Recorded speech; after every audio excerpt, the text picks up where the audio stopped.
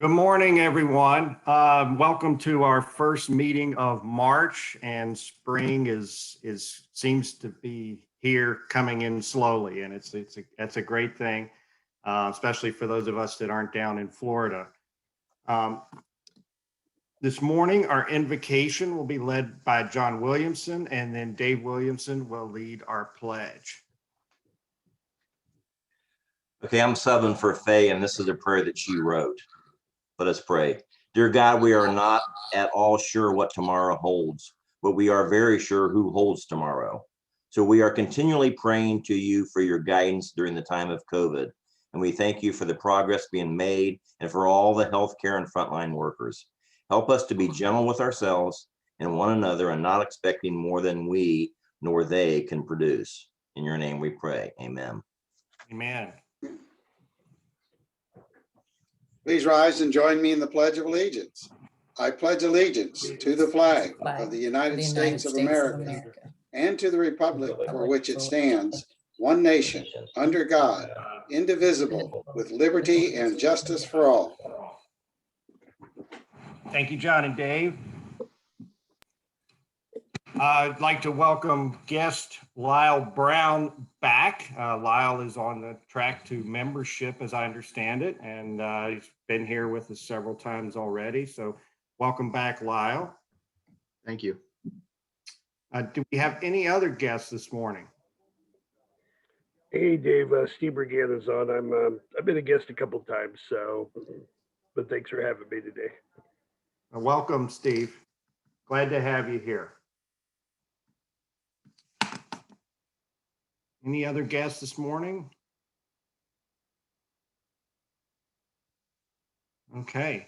How about announcements? I think Claudia probably has an announcement about what happened yesterday. Would you like to just tell everybody? No, I think Bonnie has that announcement. Oh, Bonnie would have that announcement. Well, we had quite the crew that came out yesterday. Thank you very, very much. I know Cindy, Roberta, Mike Isler, Susan West, Jim Warburton, Linda Cochran, Amber, and Claudia stuffed 500 bags, and also appreciate all the people that wrote all the handwritten notes and that they were able to put in those bags to cheer up some Dublin residents who've been shut in and really feeling disconnected from the world. So thank you all very much, and especially Claudia for doing the legwork while I'm down here. So it was, I was able to try to get all the volunteers, and Claudia did all the physical, and Roberta helped with picking up bags and all that kind of thing. So thank you very much. So I don't really have any information as to funny stories or things like that happened yesterday. Claudia would have to fill us in on that. Well, there weren't very many funny stories other than everybody was just excited to talk to as somebody like not on Zoom and not in your family. So it was nice seeing everybody, got to catch up with what's going on in people's lives. And Amber told stories about her kids doing a great job doing cards, and it was just very nice. Yeah, thank you. Thanks, everybody. Appreciate it. And also for your family members who also helped out with all that, with all the handwritten notes. So we really appreciate it. Fantastic effort by a lot of our members. So thank you, everyone who participated. And thank you to Bonnie and Claudia for leading that. Any other announcements this morning? Hey, good morning, Rotary. It is scholarship time. I'm expecting to get a large packet from the Dublin schools today or on Monday. Thanks to everyone who's volunteered, but we could always use more. So if you're interested in scoring scholarships and reading about the great achievements of the many students we have in Dublin, I'd love for you to join us. Thank you. Thank you, Gene. Any other announcements this morning? I heard before we started that this is Sue Burness's last day with the city of Dublin, and she is going to be heading off on her new adventure next Thursday to Florida to start her job on the 15th. So I'm sure we wish you the best, Sue, and please don't be a stranger to our club. We will welcome you anytime you can join with Jim as well. And with that, I will call on Sue because she is going to introduce our speaker this morning.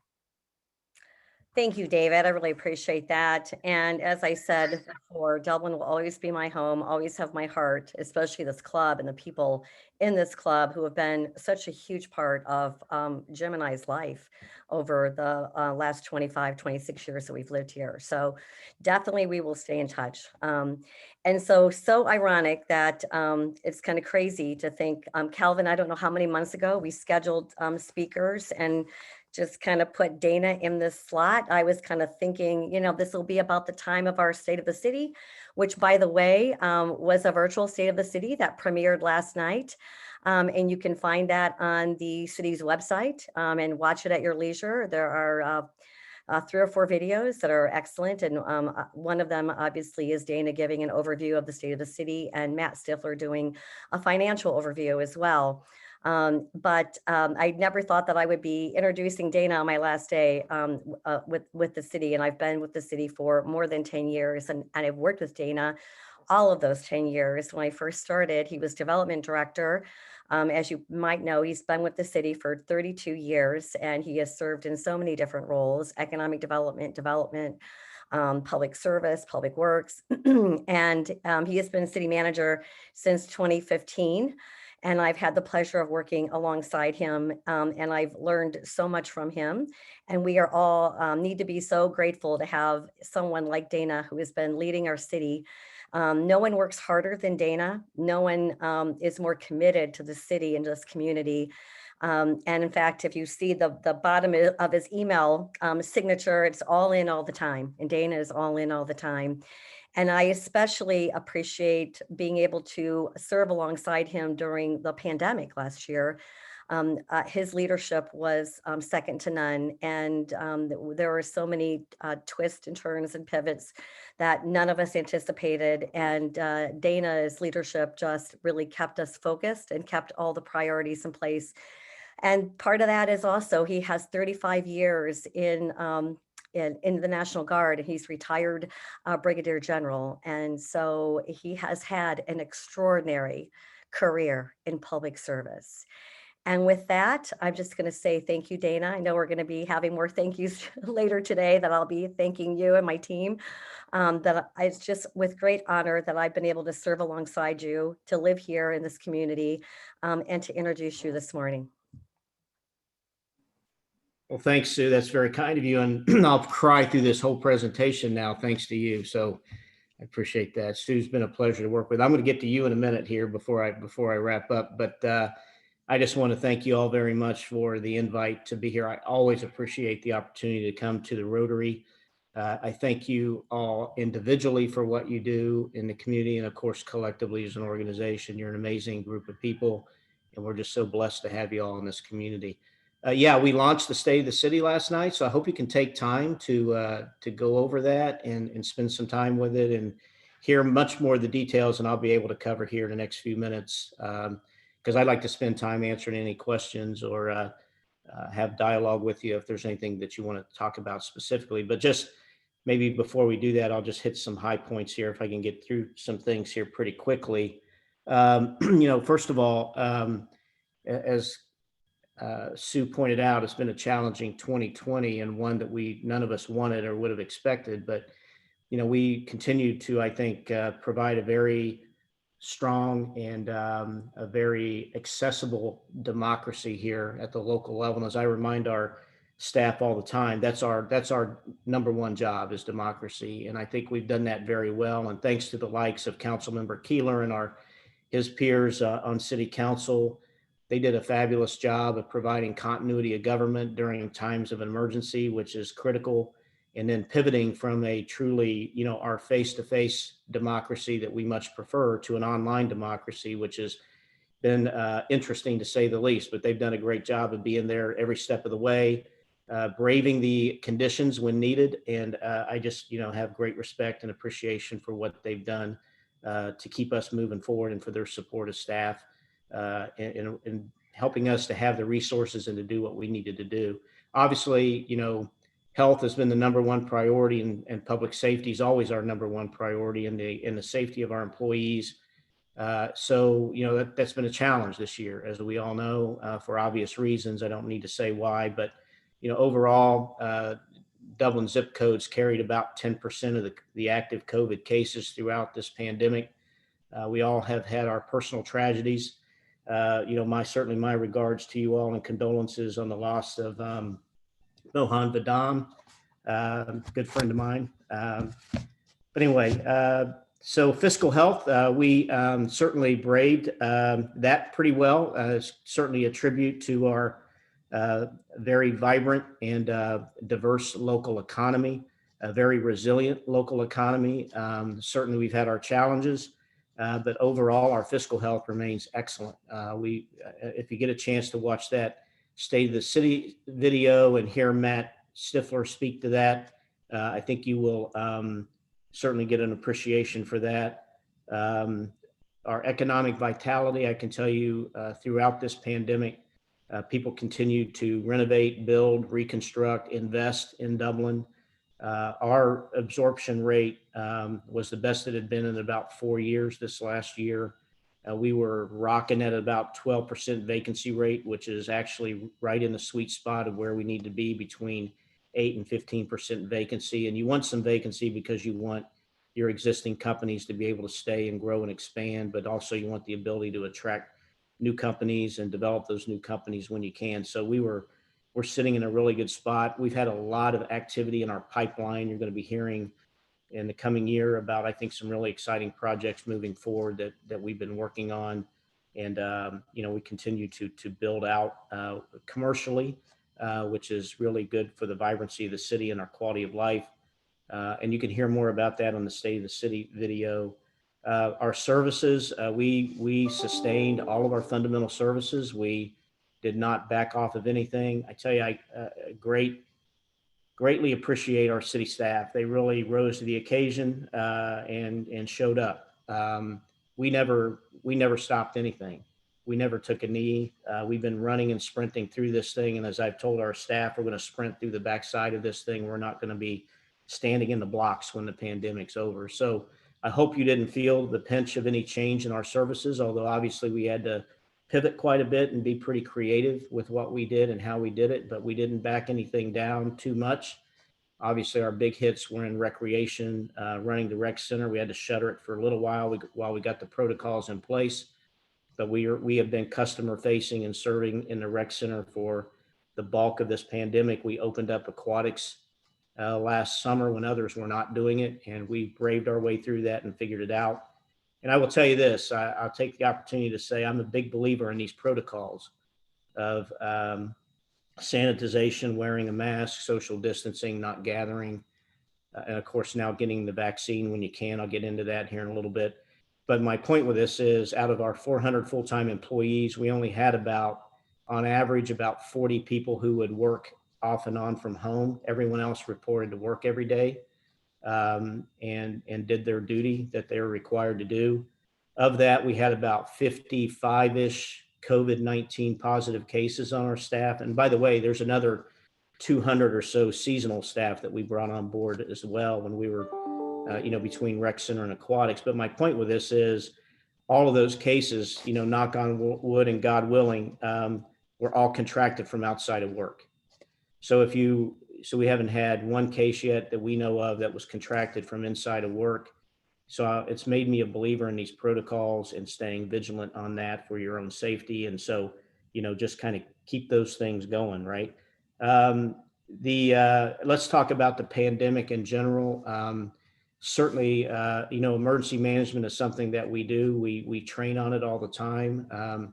In local government, I don't like to admit, but we manage by chaos quite a bit. That's kind of, the nature of emergency management, and we do emergency management every day on the street. And we do it pretty well with our very large events that we host. So we're well rehearsed, well trained in the incident management system. Believe it or not, we had 2 generations of pandemic emergency plans on the books. and had, a couple of those. The latest one was really in response to H1N1 when there was a big threat of that. It had been on the shelf for a while. The only reason I bring that up is that we train and plan for these things. We could not have planned for the pandemic to the level that we've had it, but having rehearsed that, thought it through, really helped us to guide early decisions, establish protocols, and be ready for what we might face. And of course, no plan ever survives, as we used to say in the Army. No plan survives the first bullet, but nonetheless, it helped us to think ahead on what we might do, and it really set a good foundation for us. So, speaking of response to the pandemic, we've as I mentioned earlier, and what I said, we had to pivot in a lot of ways. We got very creative. Obviously, we have a lot of hope about the promise of the vaccines coming available. As we all know, volume is everything. And so, until they're kicking that vaccine off in the back of a truck in a 55-gallon drum, I don't know we'll ever see that, but you get my point. We need volumes to increase significantly so that we can really get out there and get a good percentage of our population vaccinated. And of course, we encourage everyone to do that. I did challenge my staff to put together a mass vaccination plan, which we did in cooperation with both Washington Township Fire EMS, as well as with Franklin County Public Health. We put together a mass vaccination plan that said if we were given really an appropriate amount of vaccine for 70% of our population, which is about 35,000 people, including Washington Township unincorporated area, and they gave us enough people who are certified to administer it, which we would get through the Reserve Medical Corps and other volunteers from the community. We believe we could vaccinate 35,000 people in 3 weeks. That takes a lot of logistics and effort to do that, but we do have a plan on the books to be able to do that or to scale that up or down in any way necessary. Those of you who have gone to mass vaccination sites, it takes a lot of logistics to put that together and a lot of non-medical people to support it. So, and I appreciate City Council support, and we would pivot all of our operations to support such an effort if we were able to have that. So we're thinking ahead, hoping for the best. I don't know that we'll ever see that, though. The state's approach to this is a decentralized distribution system, which you're seeing. It is effective. I applaud the state for what they're doing. And they've been great partners. This decentralized distribution system focusing on, hospital distribution and leveraging pharmacies and also practitioners and the like to try to get medical practitioners to try to get it out there so that there are more distribution sites distributed throughout the population is an interesting and a good way to go. There's been some confusion on how to access that by some. We've leaned way forward in trying to help those who are maybe not so connected to how to do that, particularly our older generation, to make sure that they have access. And we've been doing that through our connections with our seniors, as well as the assistance of Centero to help us do that. So if you know of anyone that's struggling to get access to arrangements to get a vaccine, or even if it's a transportation issue, let us know, get to Centero as well, and we'll coach them through and or help facilitate that. So just also want to give a shout out to Washington Township Fire and EMS. They are pandemic certified now. It takes a lot to get that done. So if the opportunity for us to administer vaccines comes about, they'll be the lead agency on that with their certification, and then the city of Dublin will be in support. So that's how we've set that up. Just want to also give a shout out to many of the partners. We as part of emergency management, everyone's got to be agile and adaptable and creative and shift to things they may not otherwise do. Our Division of Outreach and Engagement, which is led by Christine Nardecchia, who many of you know, we created what we called a Dublin Cares program, and we rallied together all of the organizations who actually are out there doing this sort of thing every day, and we know it, but we tried to synchronize a lot of our efforts and sort of intelligence on what was going on in the community We rallied together, obviously, all of our health partners, Franklin County Public Health, Delaware, Union County, the state, Welcome Warehouse, Dublin Bridges, the food pantry, all of our service organizations. I know some of you have been in contact with Christine, the faith community. We thank them so much. Our school systems have been unbelievable, especially when this first started and ongoing with lunch and breakfast and the like for kids who need that access. I tell you, I really salute Dr. Hoadley and his efforts with that. It's amazing what they were able to do to help our children. So it's been an incredible community effort. And I think you'll see a lot of that in our state of the city and the impact that we've had. So with that, that's kind of a really broad overview. I'd really like to spend more time answering any questions you have. But before I do that, let me just say thanks to Sue for her dedication and hard work with the city. You'll not find a more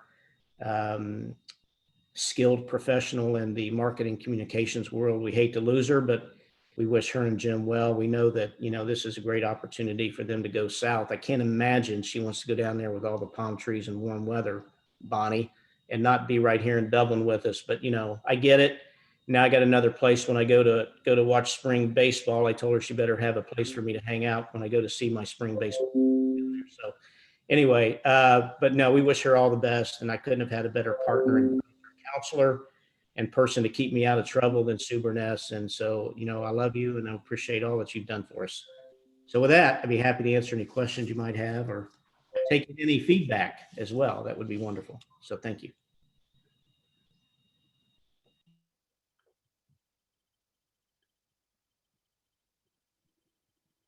Does anybody have a question for Dana? Unmute yourself to speak, please. Well, Dana, thank you for all you do for all of us. You and this city are one of the reasons we all love being here, and really depend on the city of Dublin to keep on doing what we're doing. Thank you so much. I do have a question of it just sort of didn't occur to me, and I've been in IT disaster recovery for a while, but it never occurred to me that we wouldn't use our hospitals and our primary care physicians as the first contact point. Do you happen to know how did that come about that we ended up using pharmacies instead of some of our doctors? Well, no, I do think actually you can get, I thought you could get a COVID vaccine through your primary care physician, but it might be somewhat limited in the distribution. I know we've had a couple of doctors reach out to us and ask if we wanted to team up or they wanted to team up together to do something in a more mass vaccination style. So I do know some of that distribution has been out through there. Okay. So anyway, so yeah, I think there's been some of that. Yeah. Dana, All righty, thanks. what is the city planning for the summer festival season? Oh, great. Yeah, great question. So, the extent of our events are still a little bit unknown, except that the Grandest Greenest Parade is going to happen on the 13th. So that's next Saturday. And rather than the parade driving through you're going to drive through the parade. So it'll be at Darry Fields Park and it will go on for several hours. And there will be stationary units out there that you can go drive through and celebrate St. Patrick's Day. It's a little bit different. And as you know, this last year, we took parades to neighborhoods as opposed to having large parades. Really the fate of our big events like July 4th, the Irish Festival are still a little bit unknown right now. We're hoping to have some recommendations to City Council at their meeting on March 22nd. When it comes to the Irish Festival, we really need those decisions to be made in April because there's, all the logistics planning and the cost that we have to start incurring has to happen then. And so we unfortunately have to make that decision earlier rather than later. What I'm hearing from my team is that, hey, they want to do pieces and parts of all of these. They may just have to break it up a little bit and not do quite as much as we would normally and traditionally do, but we're going to try to do even more than what we did last year, knowing what we know and being able to, I think better put things in place for our residents. So the answer is that is kind of a non-answer, but the answer that I can give you is that we're going to do as much as we possibly can and be as creative about it as we can be and as safe as we can be. And the other thing I would just pick up on with that is, I meant to say earlier, I don't know if you heard the governor's speech last night that he did about 5:30. And there are states, that are like the great nation of Texas, I call it, that's opening up, and there are other states that are really opening up wide open in a lot of ways. I really appreciate, and all politics aside, appreciate and admire our governor's leadership in the way that he's really looking at this. I think Sue would probably back me up on this, because we get the privilege of sitting in a lot of briefings with health professionals, and I've been on calls with the governor, lieutenant governor, and the like, and these decisions are really hard, and they're not popular. But I really appreciate that he wants to slow roll a little bit and is putting metrics behind opening up, and still encouraging that we be vigilant, because we can backslide pretty easily. And while there are many who have gotten vaccines, there are millions in our state who have not. And so, rushing too fast. And I'm also keeping a close eye on these variants that you hear people talking about. I think the medical community and the health professionals will tell you we don't really know the impact of that yet, although we do know that the vaccines are pretty effective against those, but we've got to get more people vaccinated. That's the bottom line. Hey, Dana, I want to compliment the city and you and city council for what you've done for restaurants. What we did on Bridge Park and 2G's and expanding the patio has made it a little bit easier getting through the pandemic. Yeah, thanks, Dave. Appreciate that. Yeah, we did really work hard with our restaurants. We intend to continue to do that. I think you'll see more of that here in the spring and probably into the summer. If the emergency declaration is lifted at the state level, then I will probably have to lift mine here in the city. That will take away my authority to allow that, but I think council stands pretty firmly behind trying to support, and they do. I think Andy can jump in and support that, but they do stand behind these restaurants and the like, and small businesses. And I think if my authority wanes, then I think council will certainly stand in and ensure that can continue. And if they want that in a permanent way, then, that'll be addressed later. But I think we're going to continue as a city, emergency declaration or not, to try to ensure that through this transition and coming out of this, that we're going to be able to continue to give them all the options we possibly can to serve customers. So, can you give us an update on Dora? Oh yeah, sure. Great question. So we had a great engagement, public engagement the other night. A lot of people attended, and we got a lot of great feedback. Council on Monday night will consider the Dora. I can't tell you whether they'll actually make a decision on it or not, but just for those of you who are wondering, the designated outdoor refreshment area, it's called. I like to call it a Dublin outdoor refreshment area, but we're looking at designating basically High Street in historic Dublin and some of West Bridge Street out towards Le Chatelaine and J. Lou's, a couple of the public parking lots, so that gives us some options to spread people out and provide seating, and maybe even at some point some supporting event type stuff. And then that'll be one Dora. The other Dora would be on the east side of the river, basically in Bridge Park along Longshore, and then a little bit going east on Bridge Park Avenue. So they're very designated, very tight areas that you can go into a restaurant, you can buy a drink in a designated cup, then you can walk these districts with your alcoholic beverage. And then, while you're waiting on a table, or maybe that we could have some entertainment or other things available for people to stroll and look at, take advantage of the shops that are available and open and allow you to enter, with that. So, and we're going to do this on a pilot basis. So we would implement this if council agrees, probably the latter part of May. We'll run it through August. The days will be Thursday, Fridays. No, I'm sorry. Yeah. So it's Thursday, Friday, Saturday nights, right? And it's from 5 to 10. So we're gonna kind of start small, geographically start small in time frame, but council could choose to do either kill it off, or they can expand it depending on the situation. So We have been working a lot with our peer cities who have had these for a while. Marysville, Powell, Hilliard, Grove City, and several others, and kind of studying what they've been doing. And we think it's very doable and very popular with folks. So we may give it a try. We'll see what council has to say. And Dana, is that going to be just starting? I'm sorry if you already said this, but in historic Dublin first, or is it going to be over on Bridge Park as well? It'll be both. So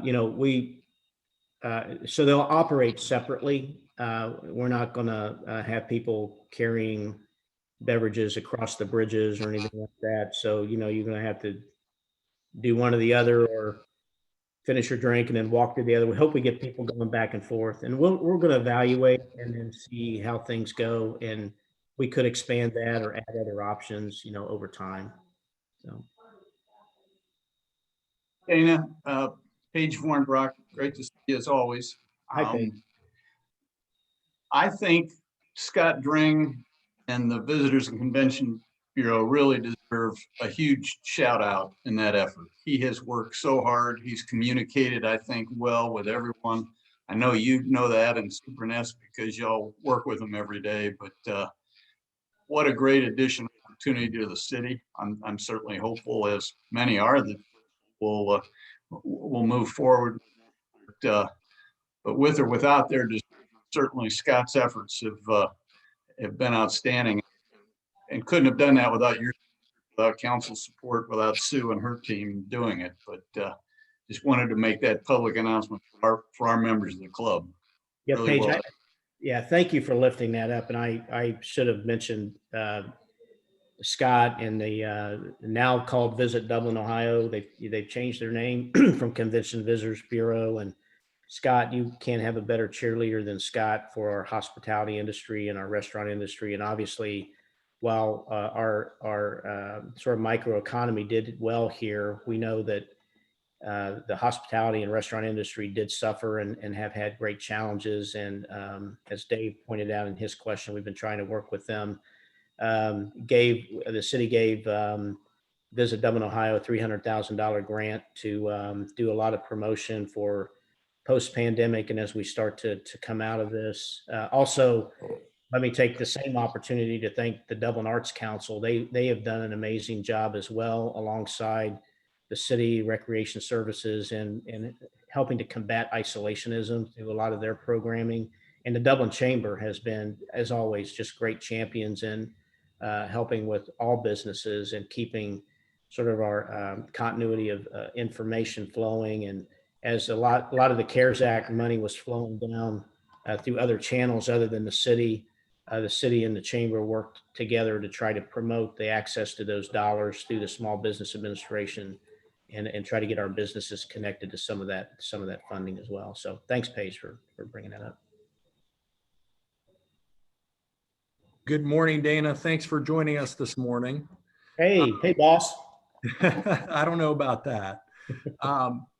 Brett Crawford joined us a couple of weeks ago and was kind enough to give us an update on I guess, the economic vibrancy of Bridge Park in particular. Can you touch on, I think, the resilience, which is nothing short of remarkable here in the city of Dublin, and kind of contrast that with some of the other cities around Ohio in terms of rainy day funds and just our ability to bounce back? Okay. Yeah. Thanks, Andy. I'm happy to expand on that. So yeah, I think if you look at, I always say this, I think in front of you all, if you look at withholding taxes, which isn't a popular thing, I know it's always held up as a measure, but it is. Our withholdings actually as a city, which is a reflection of the resilience of the local economy, we're actually up 3.2%, which was pretty incredible. Our city's net profits and individual withholdings were up. City's net profits were down, which really kind of tanked us a little bit. So when you really look at that, we were relatively flat as a whole, but really the withholding tax is the one that's a true measure of how our businesses are doing, and they've been amazingly resilient. Where we really took a hit is in the hotel motel bed tax fund, as you can imagine. which really is funding that's used to support Visit Dublin, Ohio, as well as the Arts Council, and supports our special events. So that was really a harsh hit and continues to be this first quarter. It's going to be a slow rise coming out of that. Also in our recreation fund, we were down 75% and having to do a lot of subsidization out of our general fund to the recreation fund in order to continue to provide really critical fundamental services like recreation that keep people from being isolated, as you know, and keep people active and engaged, especially during a time like this. So, on the whole, we've done really well compared to a lot of other cities. A lot of the big cities are taking significant hits. And frankly, we all need to be, and I'll take the opportunity to raise this. Cities are threatened right now with initiatives at the State House. I'll just going to put this out there, and I've said this before, never let a good disaster go by that you didn't get something you otherwise wouldn't have gotten. And so we have a lot of activity at the State House where people are wanting to, frankly, reinvent our tax structure of our state. Now's not the time to do that. I'm hoping that more level and wise heads will about this after a pandemic is over. But I will tell you, cities, there's a threat that, change in the 20-day rule, it's called, and others could actually really turn cities upside down. I don't think you'll know cities as you know them today if that happens. So I'll take this opportunity to make you aware. And if you know anyone down at the State House, although we have great support of our state legislature here locally and are very tuned into some of these issues that we're facing as municipalities. So anyway, all that said, I put that on the radar screen, and cities are struggling, no doubt. And as are even the rural communities and the like, we're all having a hard time. But Dublin, count our blessings. We've done pretty well.